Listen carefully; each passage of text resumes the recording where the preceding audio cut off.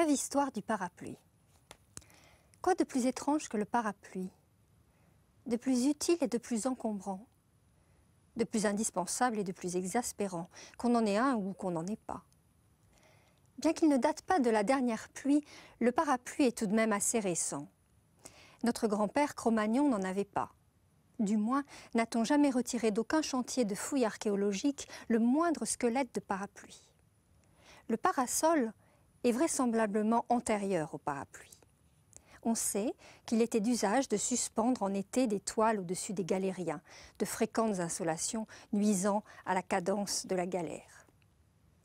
Je suis personnellement l'heureux possesseur d'une collection de parapluies, à ouverture automatique, à baleine, rigides, dépliables, à bec de canard ou à tête de cheval.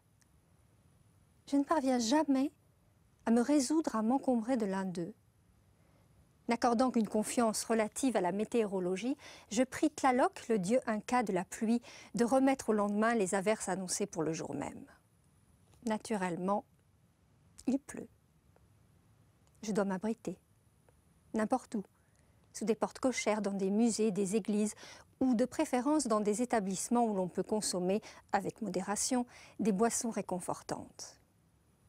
Parfois, si je suis très en retard, il m'arrive d'emprunter un parapluie. Je ne le rends jamais. Personne ne rend les parapluies. Les livres non plus. Mais à tout prendre, il vaut mieux sortir avec un livre qu'avec un parapluie. On peut d'ailleurs très bien s'abriter sous un livre. Je me souviens de m'être abritée d'une averse orageuse, tard le soir, un 15 août, sous la pluie d'été de Marguerite Duras, aux éditions de Minuit.